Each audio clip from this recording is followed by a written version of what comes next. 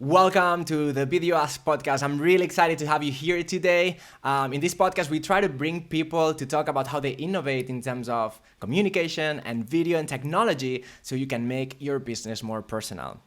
This podcast is brought to you by VideoAsk, Typeform's latest tool. And today I'm really excited because we're going to talk about how you can become your customer's favorite with video. What does that mean? How can you leverage the power of video and technology to actually get closer to your customers?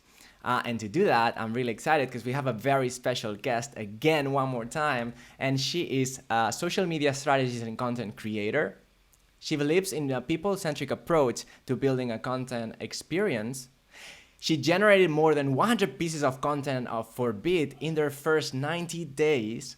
And she increased Veed's engagement rate from less than 100% to 8%, which is a lot compared to the other companies in the market. So some of you may know already who I'm talking about. She's Diana. She's the head of content at Veed. And with no further ado, welcome Diana to the show. Thank you so much for having me. I'm so excited. Yes, cool.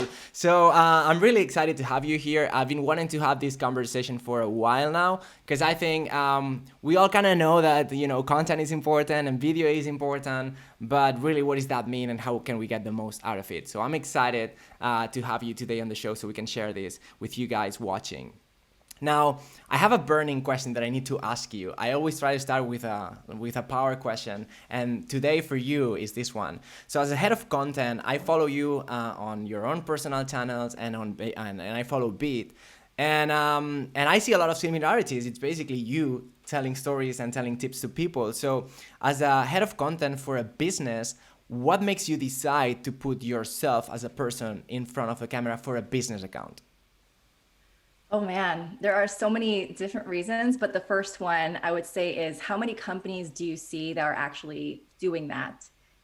So being personal with your audience, feeling approachable, through this medium that is social media is so important. And just adding that human factor is key. So in the way that I would like to run content, I believe that the people that form part of the company, should in some way participate. In that case, it's me. And it's, it kind of works out because I initially was a user of Veed before I started working with them. So I really, really understand like the ins and outs of like why people need to use this tool. So it felt right. And it helps me better connect too with people that might be interested in using a tool like Veed. Got you. And yeah, I wonder like, what's the reaction? How do people react to that? Are they surprised or like? I would say, I don't know if I would say surprise, but I do feel like just based on prior experience, I've managed other accounts where I wasn't the face of, the content or anything I was doing. And it was just creating graphics for social and posting those on stories. And as a result, that kind of content didn't really get much responses. Like we didn't get DMs, we didn't get much comments. Whereas with Veed, we get a lot of conversations that are happening in the DMs, a lot of people that just have more interest in actually figuring out who we are because we are bringing that much more personal aspect where they feel they can talk to us rather than just like looking at like a logo or something that you designed in like Photoshop or wherever. Okay, got you. So is it about engagement then? Partially, I would say first it's about the human factor, if anything. I think when you think of prioritizing engagement first, as a goal, that kind of sometimes makes you focus on growth hacks and losing what makes you human as a brand. So I would say it's being conversational, and that does help, with engagement. Okay, cool. I get it. That's very interesting. I wonder, like, some people might say, "Oh, this is, this is super unprofessional." No, what is this woman doing on her living room? Like, do you get I that? know. Like, what do you think about that? I haven't gotten that, but I've been prepared for that because I know there are people that have that kind of thought Got process. you. And my thing is like, I am not like the most, I guess, polished with like the whole professional setup. I mean, hopping onto this call, like, I mean, even, I didn't even know I could turn my new camera into a webcam. And no, it's like, we're going to be talking about video and I don't know this, but it's like, I just think it's so important to just be raw and authentic because you don't see that many times. And I think that makes you stand out. And when you overthink and you try to be super polished, it's like, I don't know, it doesn't feel as approachable. I I think it's agree. like the key word and everything, approachable. Yeah. I totally agree with you, actually. Um, What is your role as head of content? Like, what do you do? I think probably the best description is I'm primarily responsible for things related to social, although I do oversee things like related to like the blog. But it's making sure that we are touching on topics that are relevant. Like I'm handling all of like the Instagram stuff. We have an amazing guy, Alec, who does our YouTube channel. So like he takes care of all of that content there as well. So it's just making sure that everything is aligned and we are touching on the topics that are relevant right now. So we may plan some things ahead of time, but the content calendar is always shifting. We're always pushing new things. Like if Reels just came out, then we'll move content, about Reels into the calendar like right away. So just making Okay. sure that we're always talking on those. And yeah, so when you're creating content, what is your main goal? Like, what are you trying to achieve when, like, because for you guys watching too, I wonder if when we create content, it's very easy, especially when you're doing it on social, to get trapped with like engagement and followers and links and I blah blah blah, and this post did better than the other one and hashtags and all these kind of things. And I think, at least based on my personal experience with my own personal account, also it's very easy, especially at the beginning, to get overwhelmed and kind of like lose your core, right? Like, why are you doing this? So Exactly. what is your core? Like, why do you put content on social? I want to make people feel like I needed this today, but also making them think, oh, this is something that I would want to share with a friend, which is actually, BuzzFeed. That's the way that they think about all of their content, which is how can I make whoever consumed this piece of content be something that makes them think, I want to share this with somebody, because that basically means like they think this is useful and they trust you enough to just share this information with their network. So that's how I want to make people feel when they look at our content, is to want to talk about it. And do you think the way you're doing content is bringing you in that direction? Like the fact that you're making it so personal is actually leading you towards that? Yeah, because we engage with like a lot of people that are users of Veed, and so like we will how to explain, it's not just the content that we're creating, but the content that we're participating in. So, Okay. brands will That. focus on like doing lives or doing collaborations only with big accounts, because that is going to move the needle forward for them in terms of like their goals and everything. And yes, that is important to make sure you have those kinds of collaborations, but you also can't neglect the power that it has when you make somebody's day who uses and loves your product to hop on that live with them, and then they talk about it, and it creates something, it creates a fan base essentially. So you can have a high engagement rate, but how many people really have fans? I like that. And I think you said something very interesting, and you mentioned the word interact. And I think, is it like something that you try to do a lot, to interact with people? And what does that mean to you? Yeah, I would say right now it's just making sure I'm super responsive. So whenever we post, making sure we respond to comments, but also seeking out conversations that are happening around Veed, like searching Veed, like on TikTok or like Google, and see who's talking about us that might have forgotten to tag us, and just showing up and like, sharing their posts or thanking them. And that kind of like creates like a bit of like a shock factor, like, oh my God, they saw my stuff. And it creates a lot more excitedness around it, a lot more shareability, and a lot more of a desire from other people to create content around us, which is something that we've noticed has worked out like on other platforms like TikTok. We don't really have, we have an account there with some random content, but we don't really maintain that account. We have people that post about us because they want to. So we've had posts that go viral with like 600,000 views or more, just from people that are like, oh, this Wow. is a cool brand, let's talk about them. And we didn't have to pay a single dollar to do that. Just, Oh, shit, that's cool. talk to Yeah. them. Yeah. So the way, do you think by interacting with people, this makes them more engaged with the brand? Like they feel like, they're not, just listeners or something, but actually they're part of the conversation? Yes. Yeah. Actually, now that you said that, that kind of just like triggered something in my mind that was like, yes, that's so important, making them feel like they're part of the conversation. Because Okay. one of the things that I like to do is use Instagram stories to get feedback from them. What do you want to see? And also I look at the comments to see what do people want to see. So making sure that people realize that we are reading all of this stuff and then we're actually responding and creating content that's for them, just makes them feel like their voice has power for us, which it does. It does. We are I love listening and we're that. creating content for you rather than creating content for us. Because by creating content for other people, it's a win-win for everybody. I love that, this idea of like they feel that their voice have power. And I Yes. think I've noticed a big difference because up until recently I've been running the Typeform brand, and now I'm running the VideoAsk brand, right? So it's very different the way I approach Typeform, which was like more like a design product, right? Like trying to, is like, I started with online forums, but like very properly designed in terms of both the experience and the UI. And with VideoAsk, I noticed like it was a totally different tool, so you had to be approached in a different way. And I actually realized that this idea of like interaction, which is kind of like a new layer to like the content, I think it's really interesting. And the fact that you just mentioned that so early on the conversation kind of like reaffirms this idea. So I wonder for the people watching, can you give us like a couple of ideas of what we could do if we want to make our content on social media more interactive? Yeah, yeah, of course. I mean, the first question is, do you know people that I guess would fit your definition of who your target audience is? Because if you do, then you can start there by having these organic conversations with them, saying a hello, getting to know them, figuring out what they need, and then creating that content and letting them know that, hey, I just made this post in response to, your questions and everything.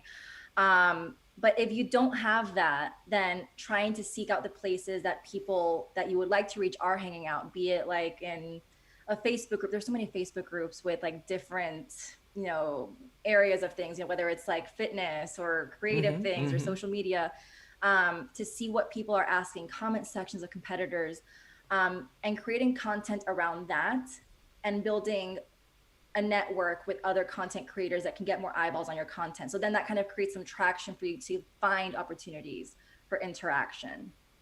I see. So using groups like Facebook, something like that, do you guys do that? Like what's your main channel right now?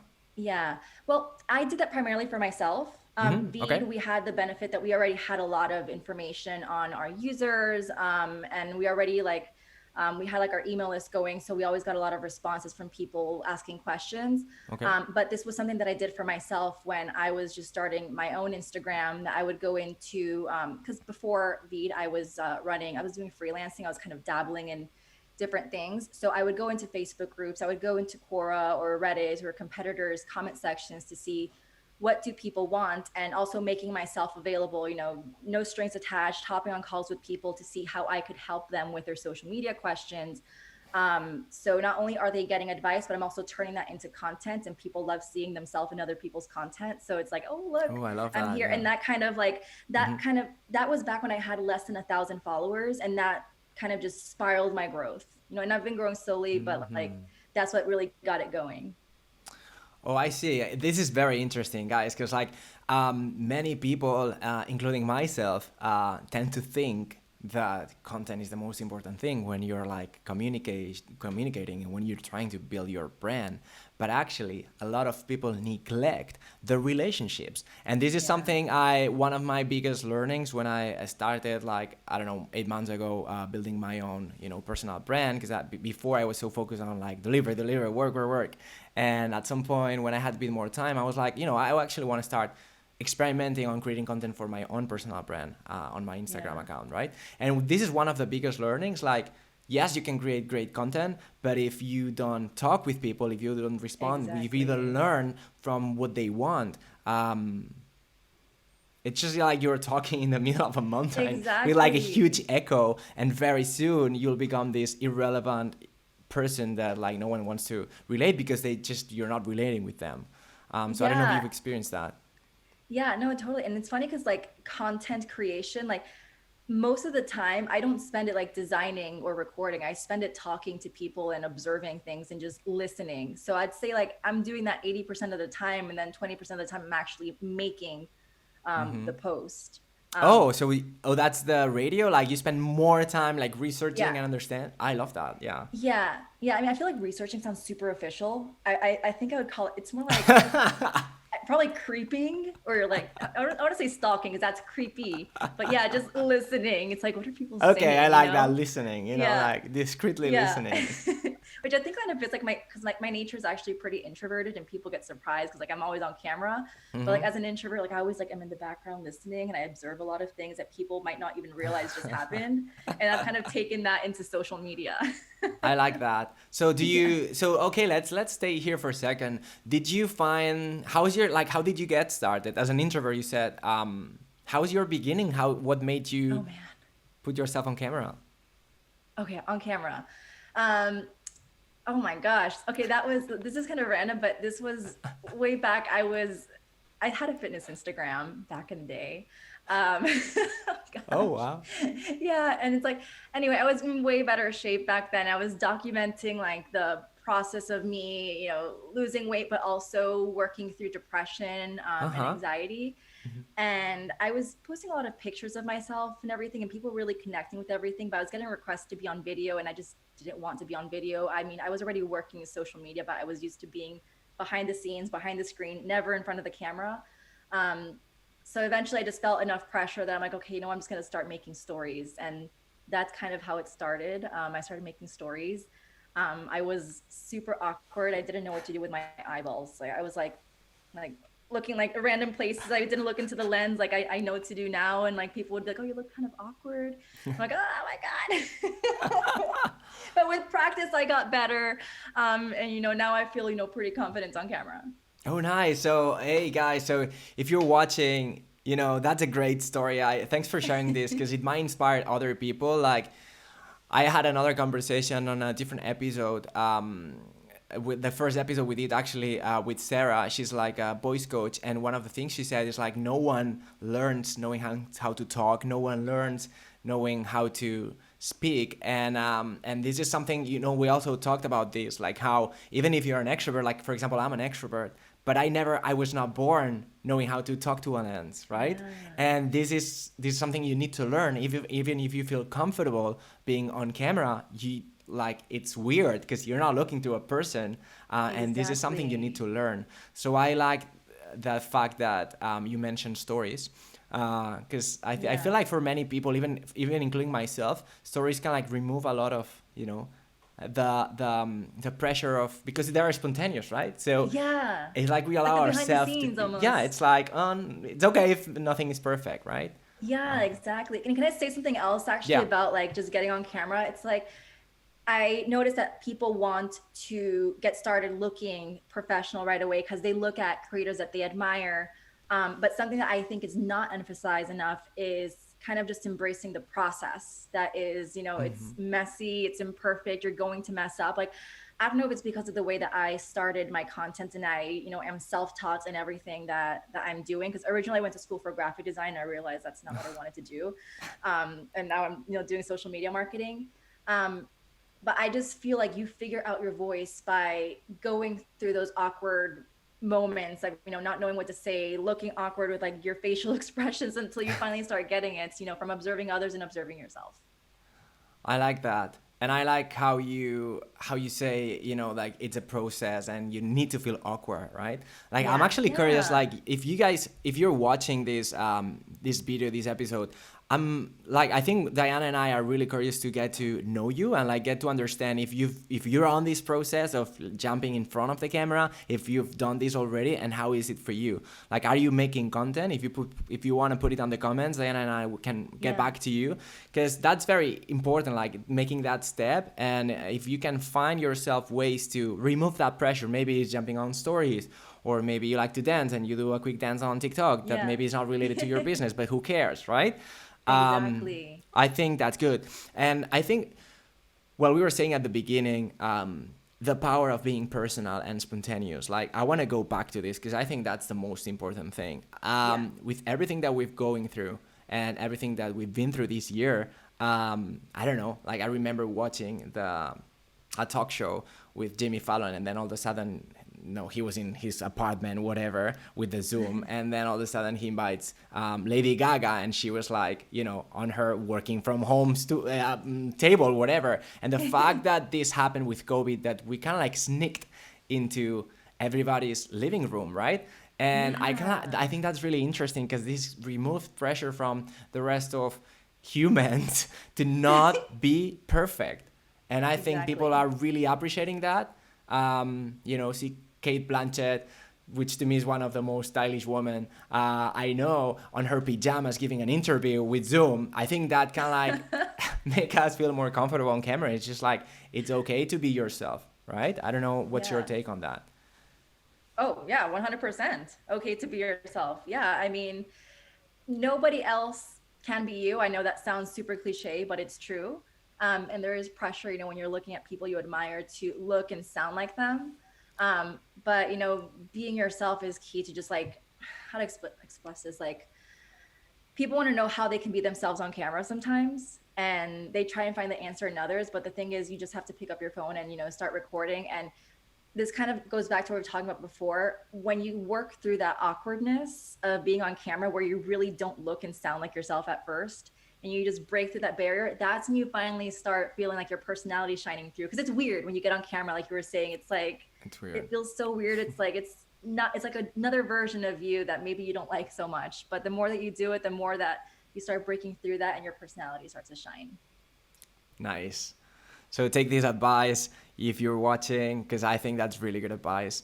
And to make this journey easier for our audience, what could you say, if someone, pick up their phone and then they start making story and they start like rewatching and rewatching. They're like, oh, this is not good enough. I don't look good enough. What could you say to these people? I'd say I totally get that, but it's like ripping off a band-aid. Just like close your eyes and go post.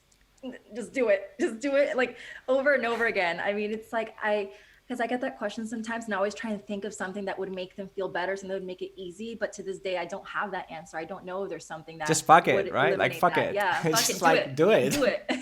I think one of the things that helped me also getting into posting content is something like Seth Godin says, when you are a good marketer, you are serving other people. And that's basically, it's a generous act of serving other people and helping other people. And I think something can really help people is reminding themselves that if you are insecure about getting in front of the camera, you need to remember that if you really believe in what you're doing and what you're about to say, this should be stronger, this feeling should be stronger than your insecurity of like jumping in front of the camera or anything like that.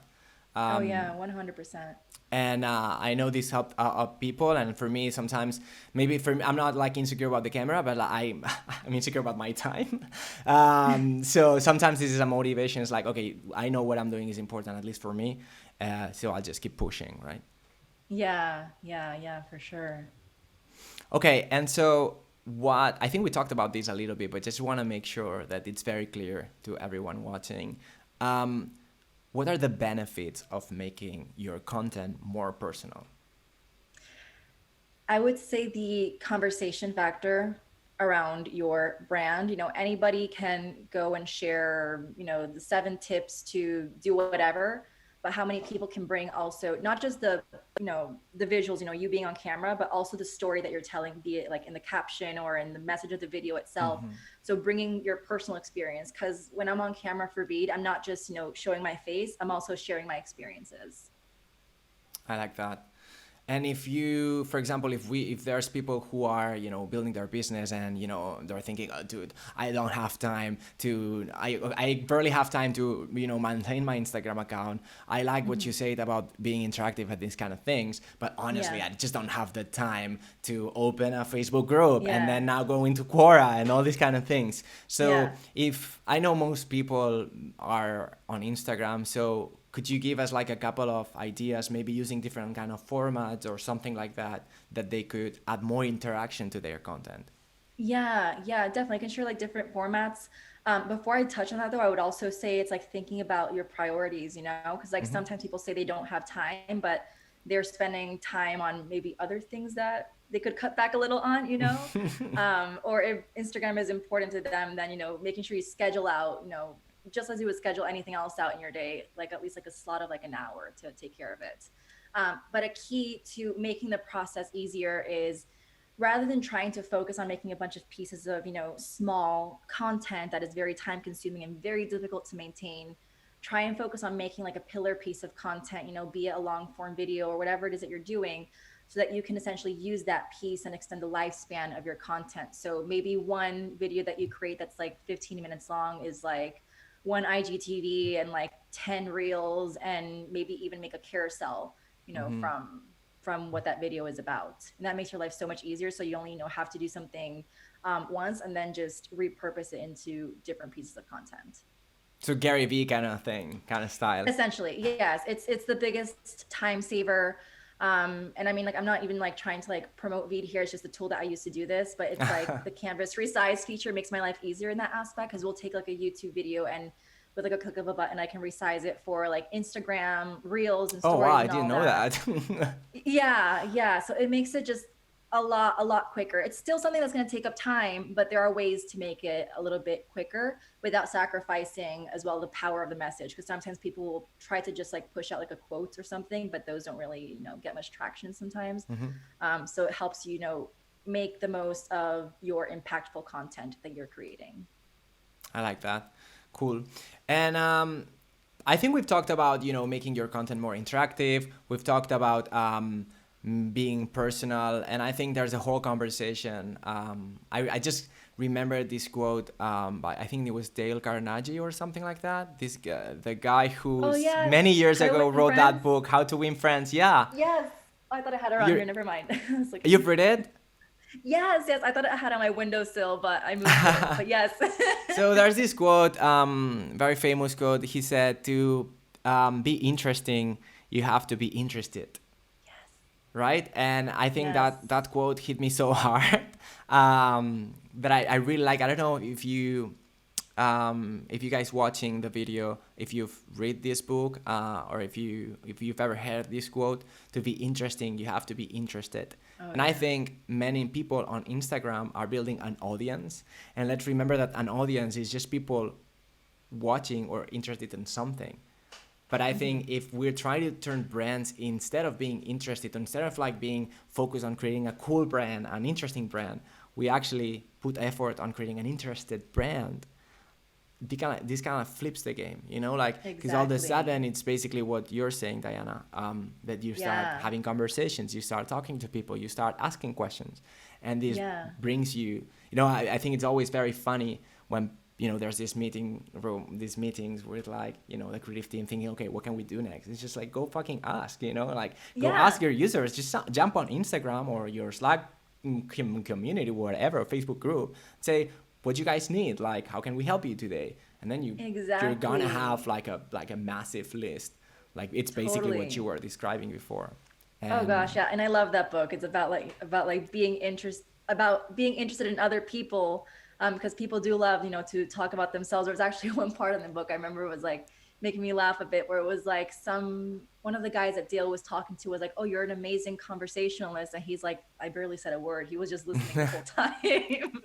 This is like, I don't know if you guys been on conferences before, like we've all been in networking events and things like that. And I always, when we're talking about these things, I always have this idea or like this imagine that like this image of a person like is usually a douchebag, like a white boy, from the gym and stuff, saying, like, you're trying to meet people and they're like, oh yeah, so I have this startup, blah blah blah, and we're doing this and we have these features, you should try it out, I'm gonna send you. And he's like, I never asked for this, and this is how most brands behave on social. It's just like, oh, try this new product, it's not even trying to sell, it's just like talking about themselves all the time. And I think what you're saying, having these conversations and actually, being interested in other people kind of like flips the game. And then all of a sudden you move from being the douchebag to being the cool person who is actually interested in everyone in the room. And I think that's powerful. Oh yeah, totally. Because then you kind of like earn the right in a way to ask. Essentially, and like, pitch yourself, because it's like talking about yourself isn't bad, but it's like you have to earn people's trust. So by being that person that's interested in other people and giving back, once you start building up trust and a reputation for yourself, then your introduction of your product or service is going to be much more welcomed because people are more invested in you as well. Yes, I like that. And I love the fact that if you're actually interested in people, it's like it's behavior, it's common behavior, right? If someone asks you a question and is interested about you, then the natural thing to do when you've talked for a while is ask that person a question. And as a brand, it's much more powerful to answer than just to talk. And I think that is like powerful for brands that are trying to build, closer, like more solid connections with their customers and users. Like Diana said, make sure you ask those questions, because people will feel at some point obligated to ask you questions. It's just being polite. It's how relationships work. Totally. Cool. I think this is like a really nice conversation. Before we wrap up, I want to ask you a couple of questions and get a little pragmatic here. So. Sure. If we're trying, okay, so let's say we've convinced you watching, and you're gonna pick up your phone after watching this video, and you're gonna make a story and just like say hi, and you don't need to say anything about your day. It's like, hey guys, how are you? How was your day? And maybe put a sticker on the phone or something like that. Can you give us like 1 or 2 tips on how to communicate and make this easier? Yeah. I would say think about what you want to say before you hit record. If you hit record and you don't know exactly what to say, that's when you get a little tongue-tied. For me, something that has helped is organizing my ideas. So that way, when I do hit record, I feel a little bit more confident. I have like this little script in my mind of what I want to say, but it doesn't feel scripted because it's still very conversational. And, pretend that you're talking to your best friend, really, so at the end of the day, you're talking to a human being. And we tend to kind of forget that and think that we're talking to like this superhuman on the other end, or this big, cold brand, but you're talking to one person at any given moment. So just remember that and pretend it's your friend, just to feel a little bit more natural when you go about it. So is that script like it's something like a script, or is it more like bullet points, or how do you do that? Well, for stories, I don't do scripts. This is just like, if we're talking like telling people to like shoot us a story, just like, no, hey, just, or just like anybody really a story, just like, hey, have like the idea in your mind of like what you want to say. But yeah, I do use scripts, but it depends on the content that I'm creating. Okay. Like if it's reels, I script everything because you have only 15 to 30 seconds. So I want to make sure that every single word counts. So I want to make sure that in the first 3 to 5 seconds of that video, I am saying something that is going to grab attention, and then I am retaining that attention with the rest of, whatever it is that I'm saying, because we have like an 8-second attention span. So if you take the full 15 seconds, for example, in a story to get to the point, you're probably going to lose people at like the 5-second mark. So I try to structure the most important bit in the beginning so that they want to go, to the remainder of that 15-second story, and then the next one thereafter. So being very, very direct. And what about being personal then? Like, doesn't it sound like scripted or anything like that? Are we just killing the whole spontaneity? No, I don't think for reels. I don't think, okay. I don't know why that made me laugh in my mind, like for reels. For reals, take it seriously. Okay, for real now. I don't think that for reals, that happens. I do think, if you're new, that could happen, as with anything, but the more you practice, you'll get better at it. But in my experience, I don't feel like that has happened. I feel like it has helped me create more engaging videos. Like, for example, we have like 3,500 followers on our Instagram account, and we just created like several reels that have like 18,000, 20,000 views, which is amazing. And I've been using a script for those reels. But other content, I don't create a full script. I'll create a loose script, meaning I'll just basically create like a bullet point list on a Post-it note, whatever. Yeah, I do that too. Yeah, exactly. Just to summarize ideas so I know the flow of the conversation I want to have. So for those longer form videos, that's key to structure the ideas while still maintaining, natural conversation with the viewer. Cool. That's very interesting. So bullet points and script for like when you really, really need to nail it, because it's too dangerous to lose the engagement, right? Oh yeah. Oh, I just remembered one other bit. For YouTube, that's very important. Our YouTuber Alec, he does create a bit of a script. because, with voice search happening, it's very important that we make sure that we have some keywords sprinkled into our conversation. So that is something that, maybe you don't script the entire thing, but, just making sure that you say certain things in your speech, thinking more about like the SEO factor of things, as well as, taking like the subtitles and reviewing them and making sure that they have those keywords and importing them into YouTube to better rank. So in that case, I the like script that. helps with SEO. So because I didn't know that. Okay, so I'm such a newbie here on YouTube. So now I'm gonna say, okay, like social media strategy and what interactive video. So I'm now gonna say all the all the words that I'm trying to rank for on this podcast. Oh, wait, Just to make start, like, I in the didn't know intro. that. That's so useful. Okay, videos, type form. Yes. Diana, that's cool. Best online form creator. This is useful, at least for me. All right, I think this is a great way to end our conversation, unless there's anything else you want to say. I think we covered it all. I mean, I'm really excited about everything that we covered here. I think we Same here. covered all the like important like tips on, like the more like, mental side of things on how to approach things and feel good. And then like the tips on like how to actually put it into action. And of course, if anybody has any questions, comment them in the comments here or shoot us a DM and I will personally answer you. Yeah, same here. We'll be both of us will be replying the comments here on Yes. this video.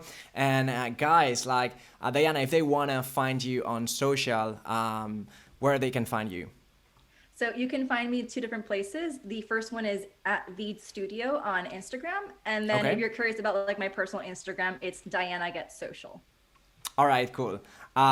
So yeah, make sure you follow Diana. She has great of insights about everything you can imagine on how to make videos, You're a lot into Reels, and I need to get into yeah. Reels too.